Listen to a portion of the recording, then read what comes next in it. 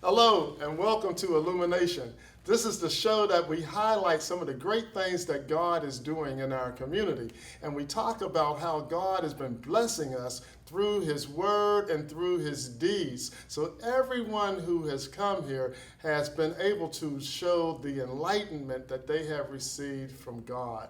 And so we are happy because God continues to be on the throne, and God continues to allow His grace and His compassion to shine on all of His people. Scripture says the rain will fall on the righteous as well as the wicked. But God continues to raise up an army of those people who He has called out of darkness and into His marvelous light. And so we are so happy to be able to proclaim the Word of God.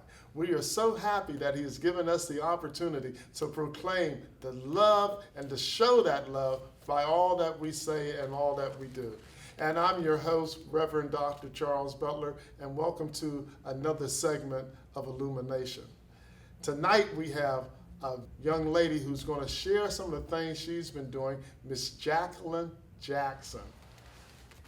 Thanks for having me, Reverend Butler. Thank you for being able to come. And I was so happy once I had started to read your bio and see some of the things you're doing, especially in your professional life. Because you should share a little bit of some of the experience that you've been talking about. Sure. Oh, okay. We'll start So with I the currently career. work for Ralph Lauren, which Okay. is the American lifestyle brand. Wow. Yeah. How cool is that?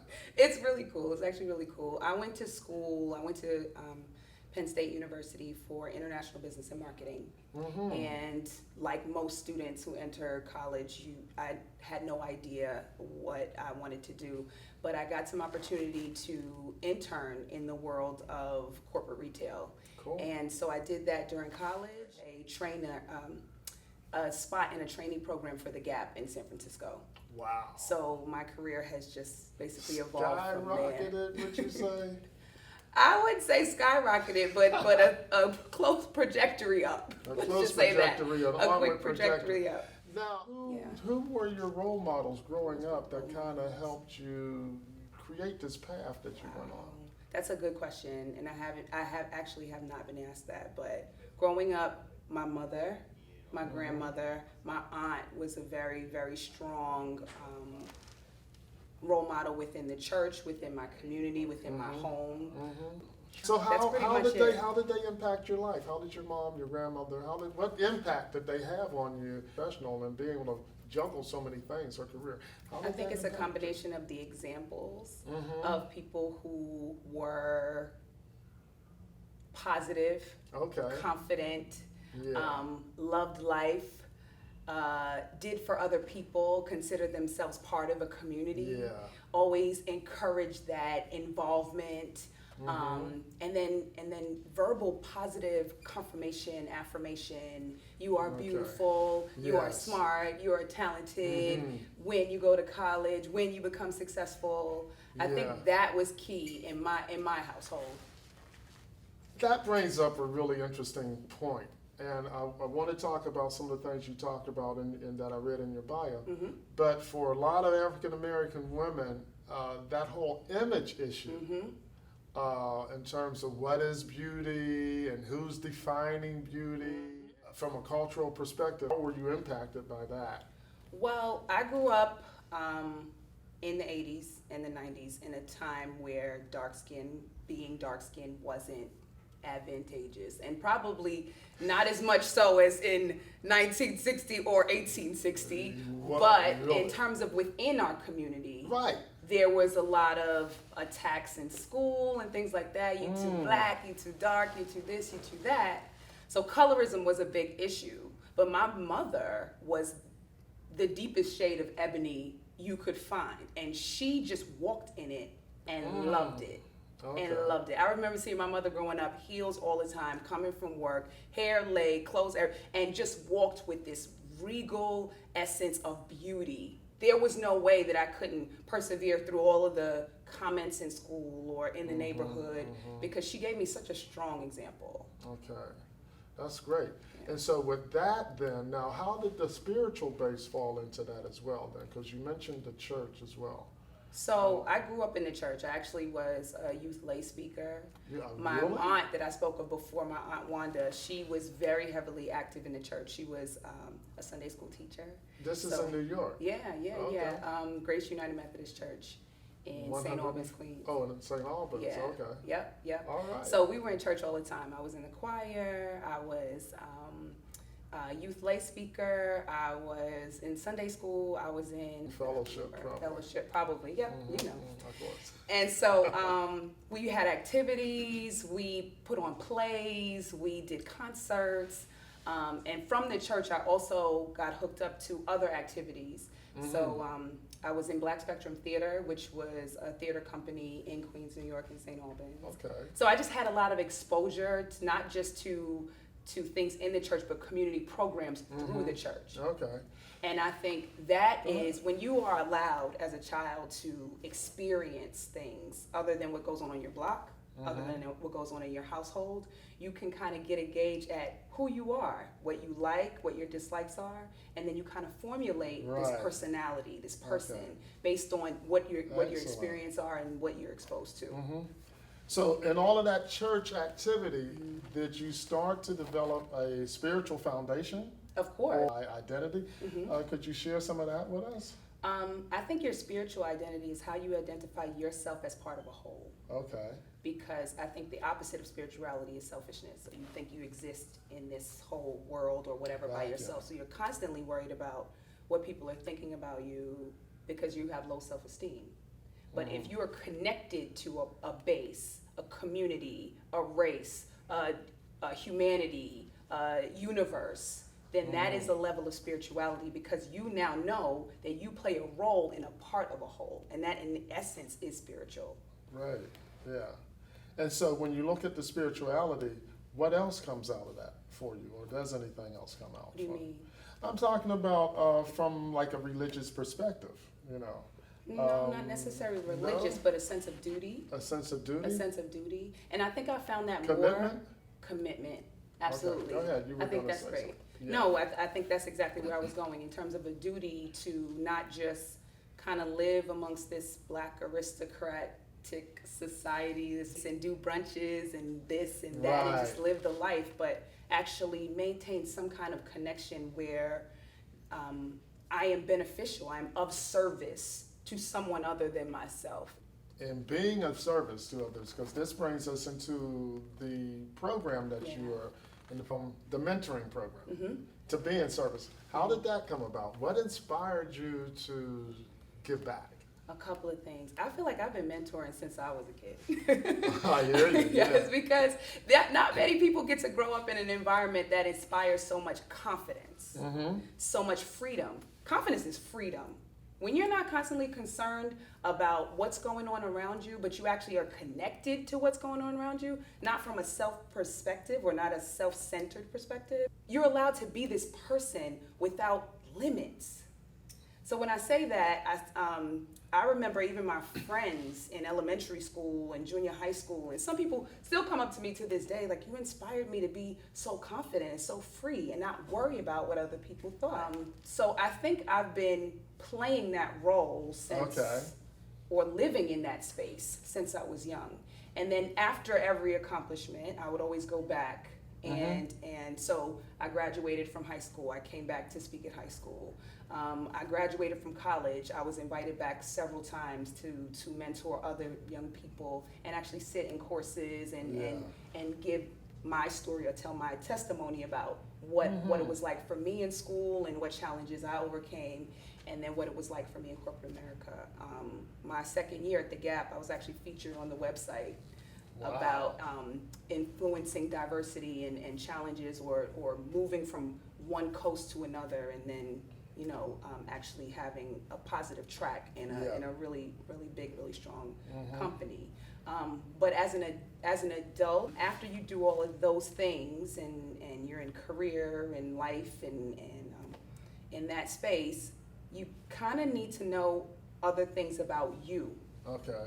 and your legacy and your heritage and your history. So Okay. things that I did not learn in elementary In school, elementary school. things that I did not learn in high school, things that I scratched the surface on in one African American studies class in college. I started to read books like this. The Miseducation of the Negro was a big inspiration for me, because Carter G. Woodson is very plain in that he states that the educated Negro is the problem, because we have removed ourselves from the community. Yeah. Because we now aspire to live in this integrated, or this, had I mentioned before, this black bourgeoisie, this black aristocratic society, and that's what we're concerned with. But you had said something earlier that I found interesting, and experience as well as my own counseling and mentoring and ministering to people has been locked up, thrown away, buried, deeply packed somewhere, to where just to unearthing that is a struggle. Yeah. Because it's like, no, we're not opening that door. Because it becomes a part of your identity. Yeah. It becomes a part of really how you see yourself and how we see each other. And not just in our physical. Oh, you eating kale? That's white. White people do that. Oh, you reading? That's white. That's a white thing to do. Why does anything that has to do with health, education, anything that sends you to a higher positivity, associated with light, associated with white specifically? It shouldn't be. We need to fully destroy that idea. Destroy it. Because that is a myth. Yeah, that's a big topic addressed in this book. And this is really a great book, Developing Positive Self-Images and Discipline in Black Children. Right. And right. So you're using this. Yeah. Well, actually, this specifically outlined at the end of this book. The author says, he said, as an individual, you can just take a couple of people from your neighborhood and mentor them. Tell them things that you learned later in life. Saying just mentor. And that was kind of what sparked the idea of having a program for it. Right. I mean, the whole point of mentoring is relational. Yeah. Yes. It's just really being in a relationship, teaching, letting people learn from your mistakes and learning from them. And being a friend. Right. Again, going back into my biblical background, that's what Jesus. Yeah. Relational. Let me take these guys and, God on earth, Emmanuel, God dwell with us. And in doing this is patterning yourself after that same model of let me help you. Being of service. Yeah. Being of service. You've been blessed, so you bless. It's as simple as that. Exactly. That's what it always boils down to. Yeah. When we can get by the self, because self always gets in the way. Right. But when we can finally get by self, we can finally start to look at our brothers and sisters and consider as brothers and sisters. As brothers and sisters. As we are connected. Exactly. There you go. You got it, Reverend. I know. So is this program only for African Americans, or can anybody be So the program in? itself, the participants Okay. are of the African diaspora, consider themselves African or descendant of Africa. All right. Yes. So other people can participate because there are some people who are non-Black that are interested in developing self-esteem and positive self-images amongst Black people. But the objective of the program is to ensure that we give positive role models that are like the mentees. Exactly. That are so they can see people. So they can see people that are just like themselves, who come from the same and walks of life. I was thinking about that when you had mentioned it also earlier, and one of the things I'm always telling people in church, everything that you have become, in my opinion, is because of the goodness of God. As you hear people say, the homeless person there, but for the grace of God, would be me. The blessings that He's come, putting you in this family. We've just studied Moses, how Moses was to lead this group of people at a time when Hebrew genocide was the law. Throw all the male babies into the river. This is the Pharaoh's law. Right. And God's providential grace protected him for a purpose. And a lot of times I think our youth today do not realize that God has a purpose for them. Not just youth, Yeah. And I think that's one of the benefits of having a mentor program. This is not just beneficial to the young people that are going to participate. This has benefit probably more so than for the mentors than it does for the mentees. How so? Because when you mentor, Okay. especially when you mentor younger people have this limitless attitude, this they haven't been restricted. Life hasn't told them no yet. They haven't put themselves in this box of, I'm just going to exist in this career, in this world, in this thing. So they give you this burst of energy that is very, very freeing and just not bound by any of the fears that we've created, by any of these setbacks that we had, the challenges, the discouraging things, the things that we haven't forgiven from other people. They don't have those kind of limits. It's just like this fresh sense of energy. Right. And also, when you are doing something that inspires others, when you are learning something with them, because this is not just, we don't expect the mentors to know everything. We're all going to be learning together. Some of the mentees are going to teach us just as much as we teach them. Yeah, so you start getting that synergy going along because it becomes just, it feeds on itself and it continues to grow. And we're not assuming that just because you're young, you don't know the things. And that's what the benefit of having a program, because I can just mentor one or two, or, I can do mentoring by myself and that'd be fine, right? But the whole idea of creating a program where we have a community, a fellowship of people, is that we can all share experiences. We can deposit and withdraw from the whole encounter. And what are the ages of the group? The ages for the mentees are 14 to 17. 14 to 17. A lot of times they feel that they don't have a voice. Yeah. And I always thought and feel that this is a group, like your input is just as valuable as anybody else. Just because you're 14 or 12, does not mean that you have not experienced some things and seen some things and may have had some revelation from God even. Right. You look at Samuel. God called him at a very early age. And so God can speak to anybody and use anybody. So the contribution will be from us all. Yeah, and that becomes really exciting in itself. Yeah, it is. As it starts to come together. How have the children or the youth responded? So I have a lot of young women at this point that I mentor. But the great thing about the program is it's not just for women. There are mentors that are men and there will be mentees that are men as well. So that we can all experience this co-ed existence instead of this, and I don't want to downplay the sister circle, because the sister circle is very important to us, and having experiences woman to woman, young to older, more mature to less mature, or even peers. That bond, that connection, that gives you a total sense of awareness and self-identity. Sisters should love each other. And if you don't have a sister circle, a good sister circle, you really should get you one. But the Royalty Project, which is the name of the mentor program, the Royalty Project will be both male and female gender. How did you come up with the name Royalty? Well, I did a think tank of other mentors, people like myself who are working. I have some friends that are in education. I have some friends that are attorneys. I have some friends who are also in corporate retail like myself. And we did several think tanks to kind of come up with the idea, the curriculum, the design, the blueprint of what the program would look like.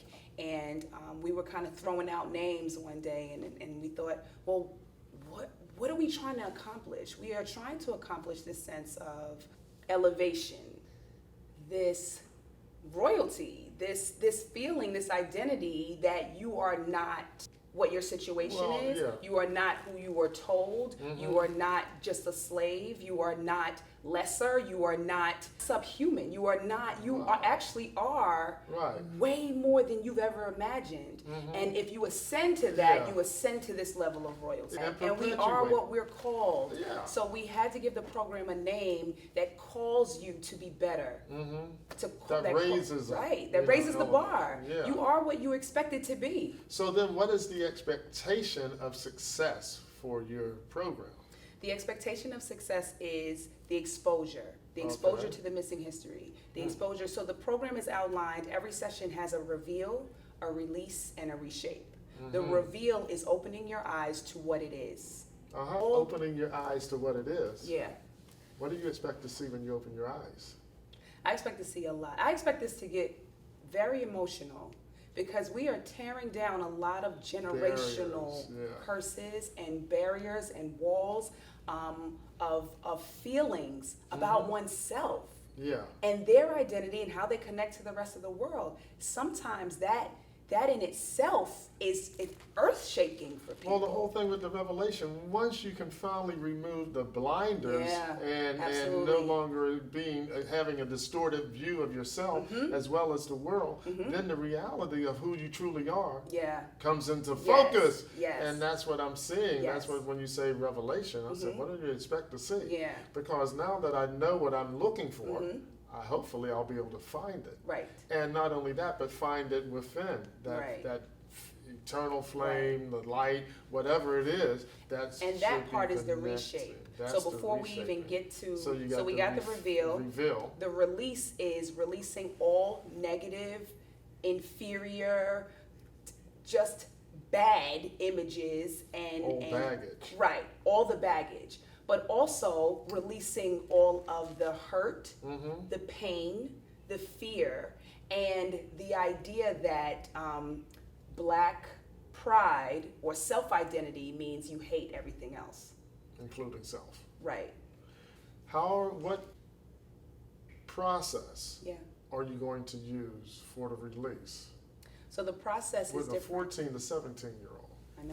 I know. Yeah. And that's what's tricky, and that's why we have to design a curriculum for it and not just go out there and wing it and say, look, let's expose this If information. you can do And more that's okay. harm than good. Right. So we have activities, we have discussion.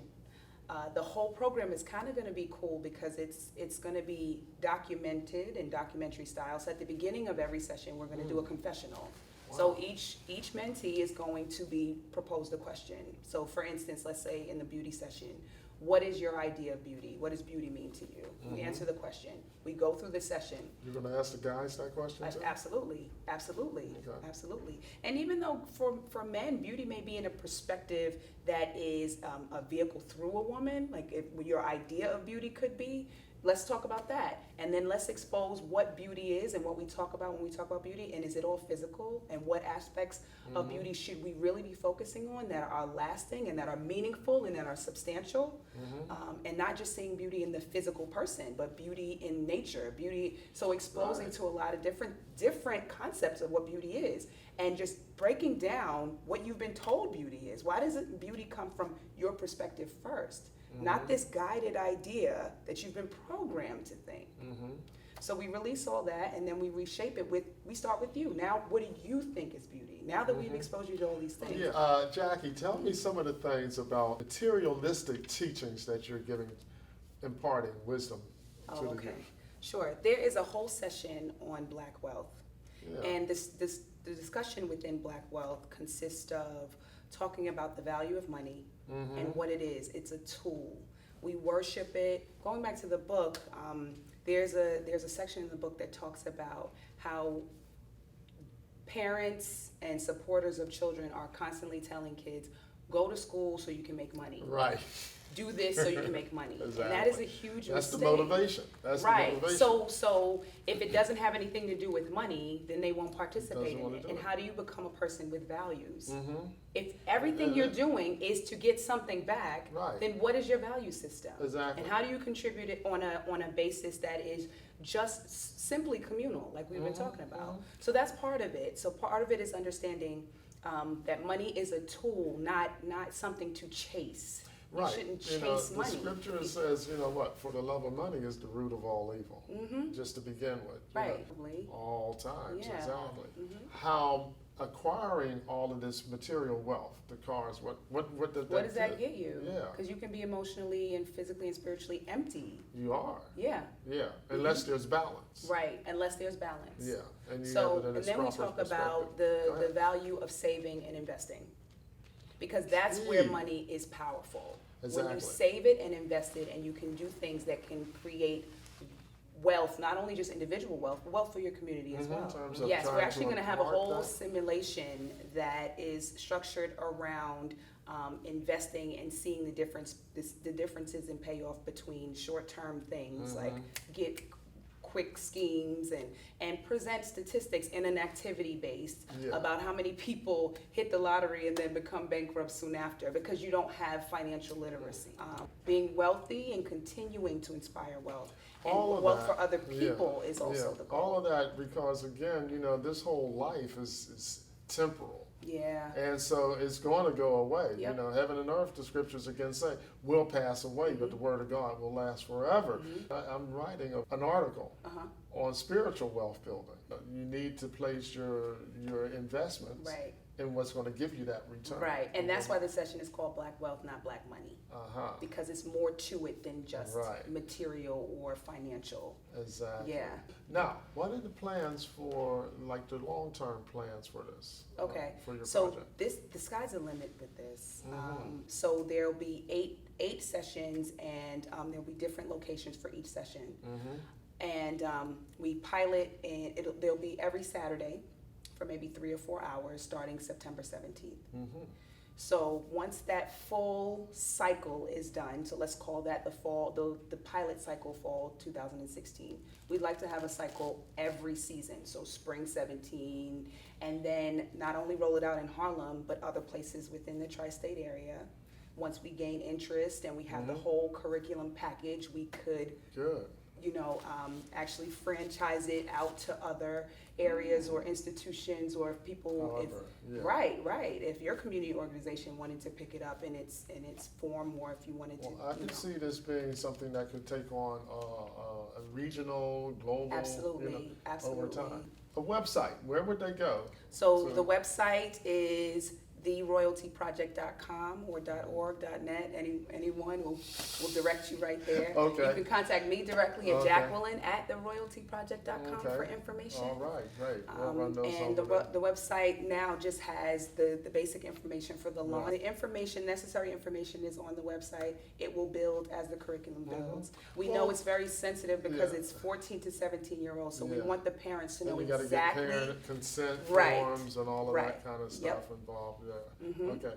I want to thank you again for being on our Thank show, you. Jacqueline. Thank you for having me. You've been a wonderful guest. This is a great project, and you've been watching Illumination. I'm your host, Reverend Dr. Charles Butler, as we continue to explore and to highlight how God is creating a nation of people and how we are sharing the love that He has given to us as we grow, so others can be blessed through the blessings that we have been receiving.